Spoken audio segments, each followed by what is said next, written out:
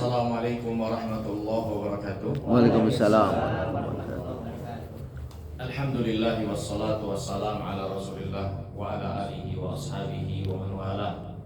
Asyhadu an la ilaha illallah wa la syarikalah wa asyhadu anna Muhammadan abduhu wa rasuluhu la nabiyya ba'dah, amma ba'd. Pertama-tama yang saya hormati dan saya muliakan kedua keluarga besar di kesempatan pagi hari yang mulia ini. Yang saya hormati dan saya muliakan para karib kerabat dan handai tolan yang dimuliakan oleh Allah Subhanahu wa taala. Kemudian tidak lupa yang berbahagia kedua mempelai yang telah sah pada pagi hari ini menjadi pasangan suami istri. Alhamdulillah, dengan memuji Allah kita bersyukur atas segala nikmat dan karunia-Nya. Nikmat Islam, nikmat iman yang dengannya Allah mempersatukan kita di kesempatan pagi hari yang mulia ini untuk suatu kegiatan dan acara yang sangat sakral di dalam agama Islam ini, khususnya bagi kedua mempelai yang secara khusus telah mengikatkan suatu perjanjian dari akad nikah, mengarungi bahtera rumah tangga mereka selanjutnya di dalam kehidupan.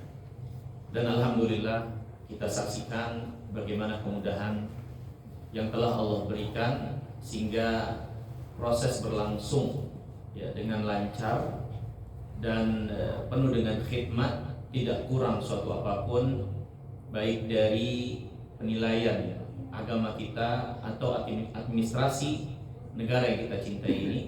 Maka kita berdoa memohon semoga Allah Subhanahu wa taala memberkahi kedua mempelai, melimpahkan kepada mereka berdua kebaikan dan karunia-Nya dan mengumpulkan mereka dalam kebaikan dan takwa dalam mengarungi bahtera rumah tangganya nanti. Amin. Hadirin yang dirahmati dan dimuliakan oleh Allah Subhanahu wa taala.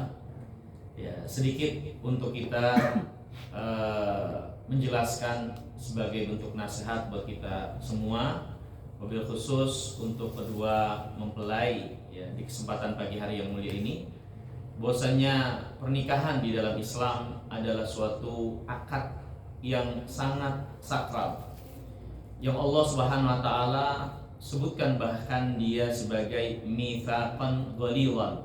Ini akad yang sangat kuat sekali.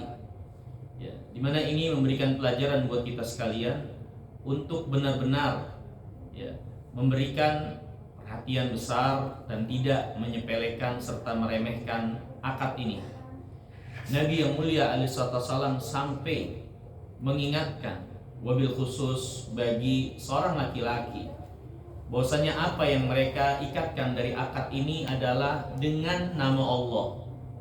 Nama Allah Subhanahu wa taala yang disebut di dalam akad ini, yang menjadi dasar dari akad ini untuk mereka takut kepada Allah Subhanahu wa taala dalam memperlakukan istri mereka selanjutnya, dalam mengarungi bahtera rumah tangga selanjutnya, untuk mereka tidak menjadikan apa yang menjadi kebutuhan atau hawa nafsu mereka semata di dalam mengarungi bahtera rumah tangga, tapi juga melihat apa yang menjadi kecintaan dan keridhaan Allah Subhanahu wa taala dalam memperlakukan sesama, dalam memperlakukan suami, dalam memperlakukan istri.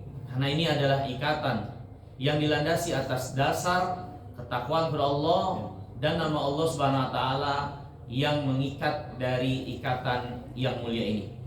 Hadirin yang dimuliakan oleh Allah Subhanahu wa taala, ya. Di antara yang menunjukkan akan kemuliaan ikatan ini untuk dimuliakan mobil khusus bagi kedua mempelai, lihatlah bagaimana prosesi untuk adanya ikatan ini harus dipenuhi sejumlah perangkat yang bahkan akan mempengaruhi keabsahan kalau perangkat ini sampai tidak ada. Dan alhamdulillah di kesempatan pagi hari yang mulia ini perangkat-perangkat tersebut telah sempurna sebagaimana adanya. Ya. Allah Subhanahu wa taala dan Rasulnya mensyariatkan untuk akad ini harus ada yang namanya wali, orang yang mencintai seorang wanita, orang yang merawat, orang yang mewalikan mereka untuk menyerahkan seorang wanita ini kepada lelaki yang memang diharapkan pertanggungjawabannya. Ya, Allah Subhanahu wa taala mewakilkan kepada mereka seorang laki-laki untuk menjadi wali seorang wanita karena mereka tentunya lebih diharapkan kematangannya, lebih diharapkan keakuratannya dalam penilaian, sehingga mereka menjadi pelindung yang tidak sembarangan menyerahkan anaknya atau orang yang dia walikan dari wanita kepada orang yang sembarangan. Di dalam akad ini juga ada kedua saksi dari laki-laki yang berakal, ya, di mana kedua saksi dari laki-laki yang berakal ini diharapkan menunjukkan akan keseriusan apa yang berlangsung. Mereka juga ikut mempertanggungjawabkannya di hadapan Allah Subhanahu wa taala. Kalau akad ini bukan permainan, kalau akad ini bukan sembarangan, mereka akan dimintai pertanggungjawabannya secara khusus tentang apa yang berlangsung dari kehormatan yang diserahkan atas nama Allah Subhanahu wa taala ini.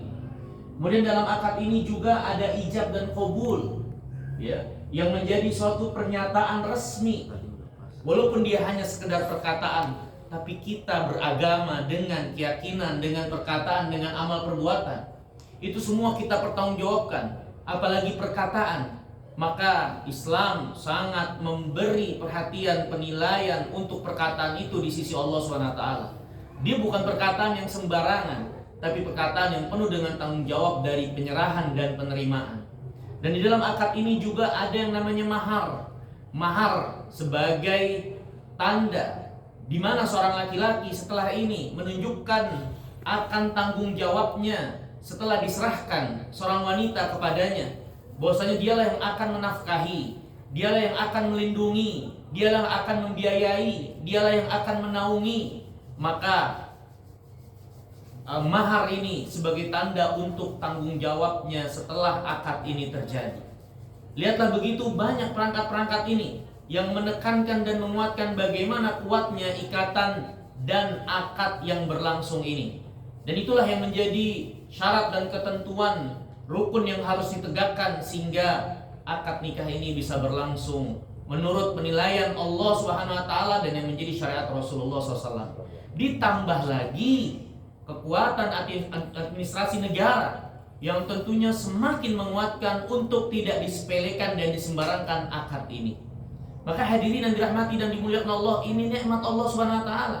Ini nikmat Allah Subhanahu wa taala di mana masalah ini bukan masalah yang sepele, yang bisa disembarangkan, yang bisa dibuat main oleh siapapun itu, termasuk kedua mempelai, untuk dilakukan dengan penuh tanggung jawab. Dan alhamdulillah, ya, kedua keluarga besar juga bukan hanya memperhatikan apa yang menjadi pokok-pokok dasar dari tegaknya akad nikah ini, tapi juga memperhatikan nilai-nilai Islam di dalam memberlangsungkan apa yang menjadi kesempurnaan akad ini, dari walimah dan seterusnya, dengan menjaga kehormatan dari laki-laki dan wanita, percampuran di antara mereka, yang itu adalah menjadi tujuan adanya akad pernikahan, agar percampuran hubungan antara laki-laki dan wanita itu tidak boleh serampangan, tidak boleh sembarangan, harus memenuhi aturan-aturan yang ditentukan oleh Islam.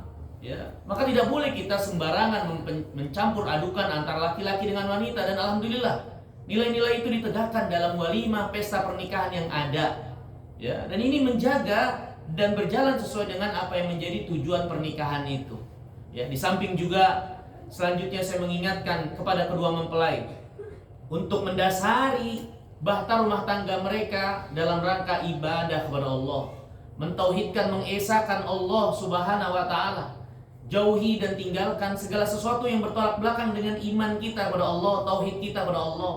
Ya, dari mulai pernikahan yang ada untuk tidak dicampuri dengan keyakinan-keyakinan yang tidak berlandaskan dari Alkitab, dari Sunnah Nabi SAW. Ya, dari keyakinan-keyakinan menganggap sial atau keberuntungan tertentu untuk hari, untuk waktu, untuk jam dan seterusnya. Dulu orang-orang musyrikin jahiliyah tidak mau melangsungkan pernikahan di bulan Safar karena menganggap pernikahan di bulan Safar itu mendatangi kesialan. Tapi ini dibatalkan oleh Islam. Kita nggak boleh menganggap sial untuk waktu, bulan, hari, minggu dan yang lainnya, karena semua diatur oleh Allah. Menentukan itu sebagai suatu kesialan berarti kita berburuk sangka pada Allah, karena mereka semua diatur. Mengatakan itu suatu keburukan berarti kita memburukkan yang mengaturnya, yaitu Allah Subhanahu wa taala. Maka ini nilai-nilai yang harus dijaga, nilai-nilai iman, nilai-nilai tauhid dari keyakinan dan amal perbuatan. Jangan di dalam rumah tangga itu disusupi dan dimasuki hal-hal yang berbau klinik, hal-hal yang berbau khurafat, perdukunan dan lain-lain yang itu semua akan merusak hubungan rumah tangga. Itu adalah apa yang dimurkai oleh Allah Subhanahu wa taala. Ya. Kita harus paham dan yakini dan dasari pernikahan ini lillah, untuk ibadah kepada Allah. Maka esakan Allah Subhanahu wa taala dengan keyakinan, dengan amal perbuatan kita di dalam memberlangsungkan pernikahan kita dan mengarungi bahtera rumah tangga kita nanti.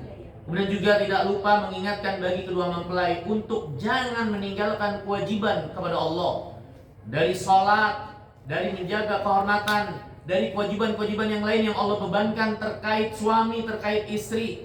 Jangan lupakan, karena yang namanya pernikahan adalah pertanggungjawaban. Yang namanya pernikahan adalah apa yang kita terima untuk kita bertanggung jawab dalam memelihara, menjaga, melindungi, menafkahi, merawat, kemudian melayani, yang harus dilakukan masing-masingnya oleh pasangan suami istri. Terlebih lagi adalah kewajiban kita kepada Allah. Ya, kita saksikan banyak rumah tangga yang tidak diisi dengan ibadah dan tidak memperhatikan kewajiban kepada Allah. Rumah tangga itu hampa, rumah tangga itu kosong, rumah tangga itu yang dikhawatirkan di dunia mungkin jadi ikatan, di akhirat malah jadi salah menyalahkan. Suami menyalahkan istri, istri menyalahkan suami, karena apa yang dahulu mereka lakukan ketika di dunia tidak saling mengingatkan untuk ibadah kepada Allah SWT. Maka jangan sampai ini dilakukan dalam rumah tangga kita, kosong dari ibadah, kosong dari pertanggungjawaban yang harus kita lakukan, yang Allah bebankan kepada kita sekalian, satu dengan yang lainnya. Maka ini yang bisa kita sampaikan di kesempatan pagi hari yang mulia ini. Yang terpenting bagi kedua mempelai adalah terus kokohkan pernikahan ini adalah ibadah karena Allah, ibadah untuk Allah, mentauhidkan Allah Subhanahu wa taala. Yang kedua, isi dan penuhi, ramaikan dan makmurkan rumah tangga kita dengan beribadah kepada Allah Subhanahu wa taala, menunaikan kewajiban kita kepada Allah Subhanahu wa taala terkait hak Allah dan terkait pasangan kita satu dengan yang lainnya.